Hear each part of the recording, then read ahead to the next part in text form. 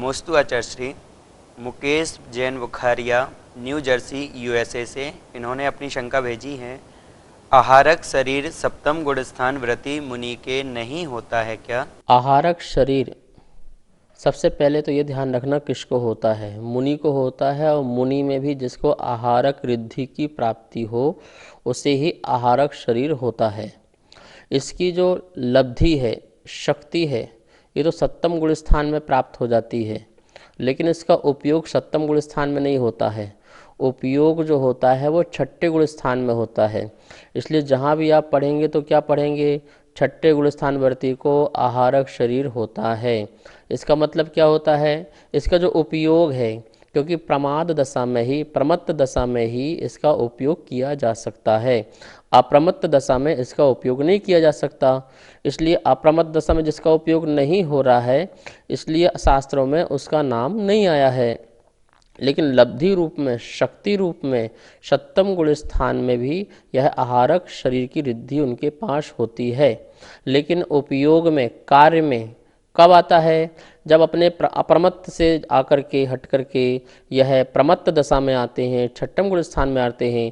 वहाँ पर मुनिराज को किसी प्रकार की शंका हो, किसी प्रकार की वंदना का भाव हो, दर्शन का भाव हो, तो इस प्रकार से वह छठम गुण स्थान में ही विकल्प आ सकता है। सातवें गुण स्थान में विकल्प तो नहीं आ सकता है, क्योंकि सातवां गुण स्थान तो निर्विकल्प की दशा है और छठम गुण स्थान जो है विकल्प की दशा है। तो विकल्प दशा में इसका कार्य होने से, उपयोग में आने से यह आहारक शरीर के स्वामी को छठे गुण स्थानवर्ती कहा जाता है। लेकिन जो आहारक रिद्धि है उसकी प्राप्ति कौन से गुण स्थान में, सप्तम गुण स्थान में हो जाती है। तो लब्धि रूप से, शक्ति रूप से वह आहार रिद्धि उनके वहाँ होती है और उपयोग रूप से छठम गुण स्थान में इसका उपयोग होता है। श्री संपत लाल जी जैन छाबड़ा कलकत्ता से इन्होंने अपनी शंका भेजी है। एक सामान्य व्यक्ति आगम ग्रंथ किसको माने? क्या सिर्फ आचार्य प्रणीत ग्रंथ ही आगम ग्रंथ हैं? आरिका द्वारा रचित ग्रंथ आगम ग्रंथ में नहीं आएंगे? वर्तमान में अलग अलग आचार्यों के अलग अलग मत हैं, तो फिर हम एक सामान्य व्यक्ति आगम ग्रंथ का निर्णय किस पर करें? कृपया समाधान करें। आगम ग्रंथ परम गुरुवे नमः, परंपराचार गुरुवे नमः, यह जो अपन मंगलाचरण में पढ़ते हैं, जब भी शास्त्र पढ़ते हैं, तो परम गुरु तो हमारे भगवान महावीर स्वामी हुए, अंतिम तीर्थंकर इस युग के। और अपर गुरु हुए गणधर जी, परंपराचार गुरुवे नमः। और जो उनके परंपरा में आचार आ रहे हैं वो हमारे परंपराचार हुए। तो इस प्रकार से देखते हैं, आगम में जो अब तक की जो व्यवस्था मिली है वो यही मिली हुई है कि एक भगवान महावीर स्वामी, उनके द्वारा वाणी गणधर द्वारा, गणधरों के बाद जो आचार परंपरा मिली हुई है, उस आचार परंपरा से अनविरत जो भगवान की वाणी आ रही है, वही वाणी जो है हमें मान्य होती है, सर्व मान्य होती है। इसलिए हम जब भी कोई वाद विवाद होता है तो परंपरा से जो आचार्यों ने लिखा है उसी को उठा करके देखते हैं और फिर न्याय, युक्ति और आदि के द्वारा नए प्रमाण, निक्षेप, इन सब के द्वारा भी हम उसको कसौटी में कसते हैं कि ये आगम सम्मत है या नहीं है। जैसे भगवान महावीर स्वामी ने नए प्रमाण आदि का ज्ञान कराया है, उसके माध्यम से भी हम वस्तु तत्व को सही समझते हैं, तो फिर हम उसे आगम कहते हैं। वैसे तो अभी तक यही परंपरा थी कि जो मुनियों के द्वारा, आचार्यों के द्वारा जो ज्ञान आ रहा था वही हमारे लिए आगम था, जो अविच्छिन्न धारा से चला आ रहा है। दूसरी बात, हम किसको आगम माने? किसी में ये लिखा है, किसी में वो लिखा है, तो ध्यान रखें। इसके लिए आचार्य वीरसेन स्वामी ने भी कहा है कि एक प्रसंग के, एक बात के दो प्रसंग मिलते हैं तो उसे हम किसी आचार्य की बात गलत है ऐसा ना माने, अपितु उसके लिए आप मन में रखें और यह भाव रखें कि जब भी गणधर केवली मिले तो उनसे हम समाधान कर लेंगे। क्योंकि वीरसेन स्वामी ने कहा कि मेरी जिह्वा नहीं हिलेगी, ये दो बात मिलती है। क्षयोसम कम होने के कारण कुछ में गणित की चीज़ों में उन चीज़ों में थोड़ा सा अंतर आ जाता है, पर इसमें कोई दुविधा वाली बात नहीं है, क्योंकि इससे हमारा सम्यक दर्शन नष्ट नहीं हो रहा है, हमारा मोक्ष मार्ग नष्ट नहीं हो रहा है। दूसरी बात, अब जो ये आर्यिकाएँ हैं या पंडित हैं, वस्त्रधारी हैं, ये शास्त्रों को लिखते हैं, तो क्या इन्हें आगम माने या ना माने? देखिए, यदि आप प्राचीन आचार्यों के द्वारा जो परंपरा से ज्ञान आ रहा है उसके आधार से लिखते हैं और आपके लिखने में एक रूपता दिखाई दे रही है, उनके आचार्यों में और आपकी लिखी हुई वाणी में एक रूपता है, तो वो आगम हम उसे स्वीकार कर लेंगे। लेकिन यदि एक रूपता नहीं है तो उसे स्वीकार नहीं करेंगे, ठीक है ना। क्यों? क्योंकि जो वस्त्रधारी हैं, जो पंडित जी हैं, वो उनकी कसाय अलग है। कसाय के माध्यम से कोई चीज़ गलत लिख जाएगी तो वो आगम बन जाएगा, पर हम ये नहीं कह रहे कि वो कसाय से सहित ही लिखेंगे, निर्मल भाव से भी, निर्मल परिणाम से भी लिखते हैं। आज देखिए, ज्ञानमती माता जी ने कितना लिखा शास्त्र है, सुपारसमती माता जी ने, विशुद्धमती माता जी ने, और भी कितने लोग मार्काएँ हैं। तो ये लोग लिख रहे हैं तो आगम के अनुकूल लिख रहे हैं, ठीक है ना। तो आगम की वाणी जो है वो हमारे लिए ग्राह्य होती है, लेकिन आगम के विपरीत जा रही हो तो फिर वो मुनि लिख रहा हो, चाहे वो आचार्य लिख रहा हो, वो भी उनकी वाणी गलत ही हो सकती है, ठीक है ना। इसलिए हमको जहाँ पर नए प्रमाण, निक्षेप आदि जो आचार्यों ने दिए हैं, आप तत्वार्थ सूत्र पढ़िए, उसमें क्या दिया है, वस्तु स्वरूप को जानने के उपाय दिए हुए हैं, उसके अनुसार ही अकॉर्डिंग यदि वाणी चलती है तो वो हमारे लिए प्रामाणिक होती है। वैसे भगवान महावीर स्वामी से जो अविच्छिन्न परंपरा चली आ रही है आचार्यों की, महाराजों की, वही वाणी हमारे लिए आगम रूप में होती है। आगम जो आई है, अरहंतों से आई है, गणधरों ने सुनी है, मुनियों ने उसे गुना है, जाना है, उतारा है अपने जीवन में और सबको आगे सिखाया है, वो हमारे लिए आगम होता है, ठीक है ना।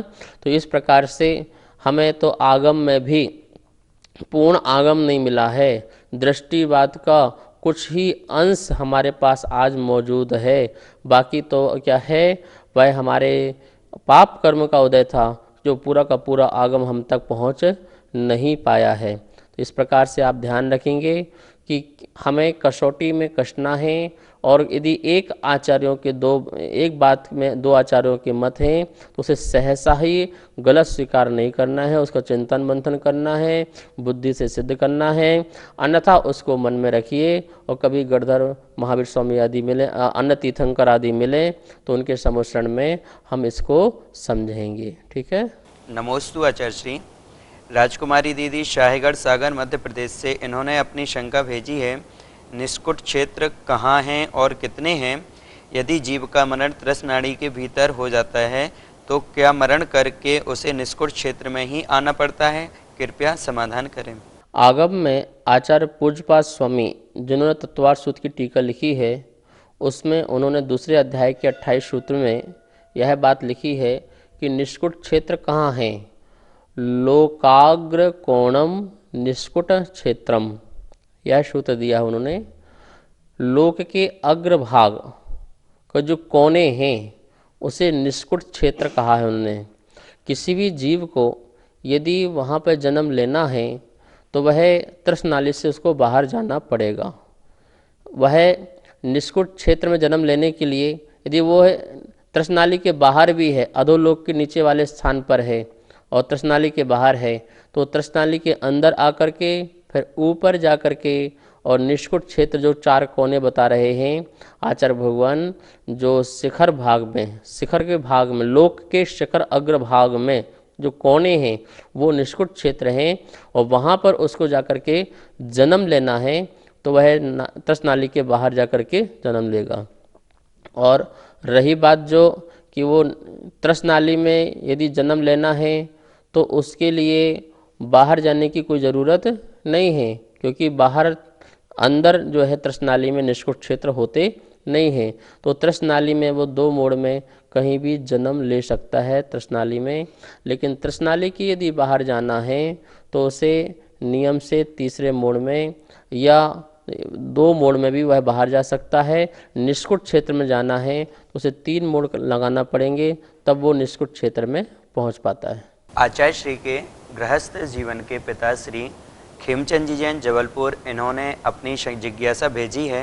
कह रहे हैं कि क्रोध, मान और लोभ को कम कैसे किया जाए, कैसे अपने परिणामों में स्थिरता लाई जाए। आचार्य श्री कृपया इस पे स्पष्टीकरण करें। नमोस्तु। क्रोध, मान, माया, लोभ आदि जो ये कषाएं हैं, ये हमारे अंदर तभी प्रकट होती हैं जब हमारे संसार के प्रति बहुत इच्छाएं होती हैं और उन इच्छाओं में किसी प्रकार का विघ्न बाधा पहुंचती है तो ये कषाएं जो है हमारे अंदर प्रकट होती है। लोभ भी इच्छा से प्रकट होता है और क्रोध भी इच्छा के विपरीत प्रकट होता है। यदि इच्छा में बाधा आई तो क्रोध प्रकट होता है और मान में बाधा आई तो मान प्रकट होता है। और इसी प्रकार से मायाचारी, लोभ आदि भी हमारी इच्छाओं की पूर्ति करने में ही होती है। इसलिए आचार्यों ने कहा इच्छा निरोधा तपहा, इच्छा का निरोध करना ही तप है, तपस्या है। इसी तप के माध्यम से ही हमारी कषाएं जो हैं शांत हुआ करती हैं। इसलिए हमें संसार में किसी भी भोग वस्तुओं के प्रति इच्छाएं नहीं रखना है, किसी वस्तु के प्रति और ना ही किसी व्यक्ति के प्रति। जब दोनों से हमारी कोई अपेक्षा नहीं है, कोई आशा नहीं है, कोई इच्छा नहीं है, तो हमारे अंदर कषाएं क्या होती हैं, शांत होती हैं। ये 5 इंद्रियां और जो मन है, इसके जो विषय हैं, इसके जो सब्जेक्ट हैं, इनके प्रति हमारा बार बार मन जाता है। तो इसलिए हमें फिर क्रोध, मान, माया, लोभ आदि हमारे अंदर प्रकट होने लगता है। हमें क्षमता रखना है, सामायिक कीजिए, बहुत स्वाध्याय कीजिए। स्वाध्याय में जिसका चित्त लग जाता है उसकी ये कषाएं भी शांत होने लगती हैं।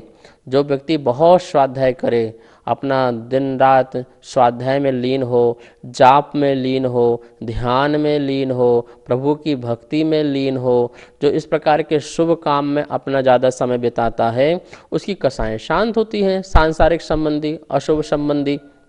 लेकिन जो दिन रात अपने काम काज में लगा हुआ है, बच्चों की चिंता में लगा हुआ है, परिवार की चिंता में लगा हुआ है, खाने पीने की चिंता में लगा हुआ है, दुनियादारी की चिंता में लगा हुआ है, देश का क्या होगा इसकी चिंता में लगा हुआ है, कभी राजनीति की बात में बैठ जाता है, भी कथाओं करने में बैठ जाते हैं, तो इससे क्या होती है, कषाएं अंदर हमारे अंदर प्रकट होती हैं। शुभ भाव लगाइए, शुभ कार्य में मन लगाइए, जाप में, पूजा में, पाठ में, ज़्यादा से ज़्यादा स्वाध्याय में, ध्यान में, सामायिक में, कायोत्सर्ग में प्रतिक्रमण कीजिए, आलोचना पाठ आदि पढ़िए। इससे आत्म संबोधन होता है और कषाएं क्या होती हैं, शांत होती हैं। यही उपाय आगम में आचार्यों ने बताया है।